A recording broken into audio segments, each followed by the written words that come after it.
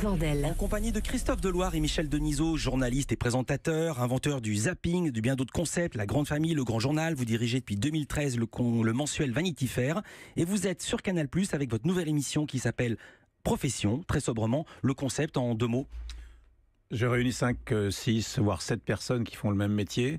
Et c'est extrêmement basique, c'est pourquoi faites-vous ce métier et comment le faites-vous? Le premier numéro recevait des cinéastes et ce soir à 22h50, ce sont des humoristes, des gens qui font des seuls en scène. Jamel Debbouze, Florence Foresti, Patrick Timsit, Franck Dubosc. Est-ce qu'ils ont été difficiles à convaincre? Parce qu'en général, les humoristes n'aiment pas se retrouver entre eux.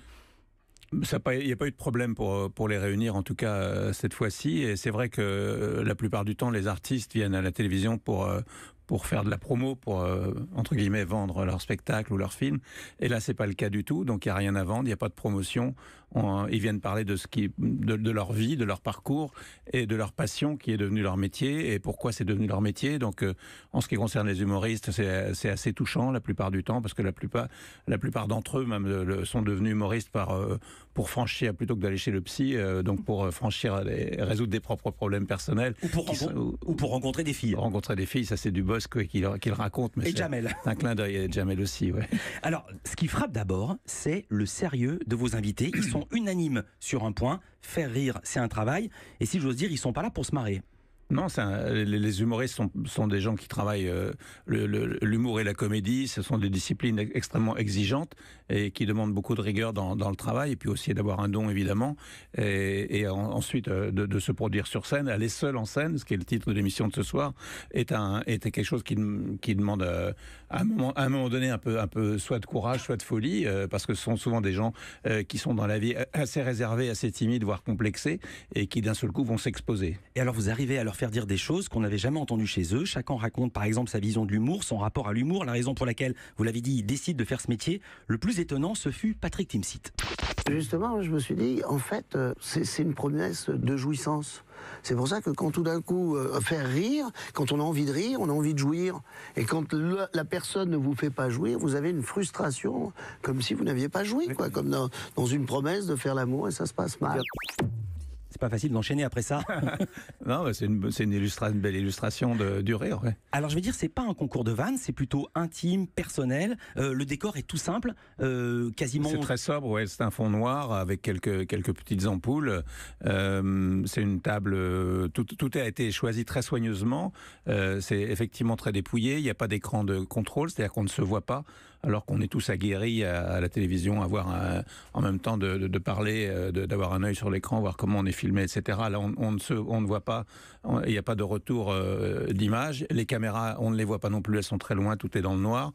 Et donc, ça crée un climat de conversation qui est beaucoup moins qu'un climat de plateau télé. Et au bout d'un moment, justement, les gens et vous-même se mettent à parler de choses très personnelles. Par exemple, moi j'ai une question pour vous. Est-ce que vous avez un compte Twitter, Michel? Oui. Vous êtes actif dessus? Oui. Écoutez ce dialogue entre Jamel Debbouze et Florence Foresti. On joue dans une nouvelle cour, j'ai l'impression qu'aujourd'hui tout le monde donne son avis et la différence c'est qu'on l'écoute nous. On est en rapport avec les réseaux sociaux, ça nous parvient beaucoup plus facilement qu'à une époque je pense. Ça a changé votre façon de travailler ? Oui, certainement. Certainement. Moi, je ne veux pas que ça change ma façon de travailler. Donc, je regarde le moins possible parce que, je veux dire, sinon, on ne peut plus faire de l'humour. Enfin. Ouais. Non, mais je n'ai pas Twitter. C'est terrible. J'ai quelqu'un qui s'en charge. Laisse-le s'en charger. Ouais. Hein. Vous avez quel rapport avec Twitter vous-même? C'est vous-même qui tweetez, Michel Denisot? Oui, je tweete moi-même, mais je n'entre pas dans les débats. Je tweete de l'information liée à mon travail. Au même moment, on a un tweet de Roger Zabel qui tweet et qui dit « Michel Denisot va pas partir sans nous raconter sa dernière blagounette ». Je vous mets juste le défi sur lequel on vous attend. Roger en connaît plus que moi. Vous posez la question, est-ce que l'écriture c'est un travail solitaire? Ils racontent l'existence de leur co-auteur. En revanche, aucune allusion au scandale qui a agité le milieu des comics français, l'affaire Copy Comics. Pour quelle raison? Si vous voulez tourner quand? Vous vouliez pas en parler? C'était pas le sujet? Mais je pense qu'à un moment donné, ils ont tous dit qu'ils s'inspiraient des...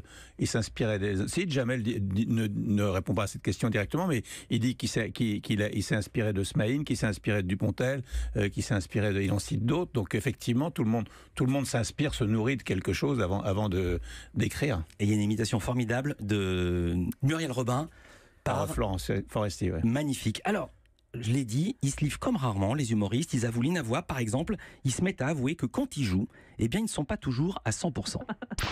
Est-ce que vous avez plusieurs cerveaux? Oui. Oula, oui, plein. Oui. Plein. Moi, je peux penser à où on va au restaurant après, tout ça. Hein, oui. Liste des courses. Pendant que tu joues. Ouais. Ah oui. Ah ouais. Ouais. Non, puis le public aussi. Ah tiens, celui-là, faudrait que je vois tout à l'heure. Ouais. Oui. Quand tu rentres sur scène, c'est pas bon signe, Franck, t'es d'accord? Ah oui, c'est pas bon signe. Plus l'émission avance, moins vous intervenez. C'est un choix, ça s'est passé comme ça au tournage, ou est-ce que vous avez coupé vos interventions au montage? Non, on tourne pas beaucoup plus que la durée de l'émission qui fait 55 minutes et j'ai tourné 1h15 à peu près. Donc effectivement, il n'y a pas beaucoup de coupes. Mais moi, mon travail est un gros travail en amont qui à l'antenne n'occupe pas beaucoup de place, effectivement. Donc c'est l'organisation, la structure de la conversation, et ensuite plus les invités parlent entre eux, mieux c'est. Et bon, c'est la blague de la fin, quoi. C'est-à-dire que c'est moi qui parle le moins, mais je suis le seul à être payé, quoi. Donc c'est tout. C'est vrai. Exemple, Florence Foresti, angoissée fondamentale, qui pose cette question. Il n'y a plus de Niso dans l'affaire. À Patrick Timsit. Et t'as le trac, toi, ou pas? Non, moi je remplace le trac. Je suis pas bon avec le trac, alors je le remplace par le plaisir. Ouais. C'est que tout d'un coup, je me raisonne, je me dis, mais qu'est-ce qui va t'arriver? Mais quelle sagesse! Il a dit avec des mots ce que j'ai dit. Est-ce que tu peux venir me voir? Je vais me faire coacher. C'est le seul avantage de l'âge. Attends. Moi, je suis vieux. Et il est vieux. L'émission va continuer? Oui, l'émission continue. J'en ai tourné 2 autres qui vont passer pendant le Festival de Cannes. J'ai fait profession acteur, j'ai fait profession actrice, et je vais en tourner d'autres en juin. Je vais faire d'autres professions. Premier ministre, qui n'est pas une profession, qui est une fonction, mais qu'on va assimiler à profession. L'enfer de Matignon, le job le plus dur de la Terre. Oui, je vais réunir plusieurs premiers ministres, ce qui s'est jamais fait autour d'une table. Et puis je vais faire avocat, écrivain et créateur, etc. Où en est le tournage de votre film, toute ressemblance? Où en est le casting? Le casting est avant. J'en suis le scénario terminé. On en est au financement avec l'équipe du GC, et la préparation de tournage, on commence aujourd'hui. Et le tournage, c'est en septembre-octobre. Oui, mais c'est le casting qui m'intéresse, que je vous demande. Le casting, je vous demande ça a un peu flotté quand vous étiez invité sur le plateau de Laurent Delahousse. Pour le casting du film, donc vous avez dit, donc on a tous les rôles masculins, on n'a pas les rôles féminins encore, on va s'en occuper. Et donc vous avez un appel à lancer? J'ai un appel à lancer. Oui, vous pouvez m'aider. Oui, bien sûr, parce qu'on est donc, le journaliste de 20h, le journaliste de 20h a une compagne très jolie, donc si vous avez une idée pour trouver une actrice qui peut correspondre. Non. Écoutez, Une idée, vous? Moi, non. Non, on va enchaîner. C'est l'histoire d'un présentateur du 20h, c'est Delahousse.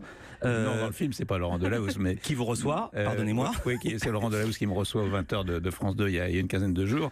Et effectivement, donc le héros du film est un présentateur du journal de 20h, mais c'est pas l'histoire de Laurent Delahousse. Je le taquine un petit peu. D'accord, j'ai bien compris. Mais est-ce qu'Alice Taglioni sera au casting? Non, mais j'ai pas parlé d'Alice Taglioni. Bah si, vous dites, on prépare aujourd'hui l'émission, le tournage. Le sous-entendu est transparent pour tout le monde. Est-ce qu'elle sera dans le film ou non? Non, j'en sais rien, on n'en est pas là. Voilà, donc les rôles masculins sont distribués, donc c'est Franck Dubosc qui sera le héros du film avec Jérôme Commandeur et Denis Podalides. Voilà, les rôles masculins sont distribués pour la plupart, et les rôles féminins, on est en train de s'en occuper. Question tweet, j'apprends la fin de Conversations secrètes, dommage. Est-ce que vous allez continuer sur YouTube ou sur une autre chaîne, ou est-ce que c'est terminé, les Conversations secrètes? C'était une émission qui peut reprendre demain, qui a déjà été arrêtée, qui a repris. Voilà, le concept appartient à Alexandre Rubini. Si une chaîne veut repartir demain, ça sera une bonne idée, puis si c'est avec moi, on verra bien.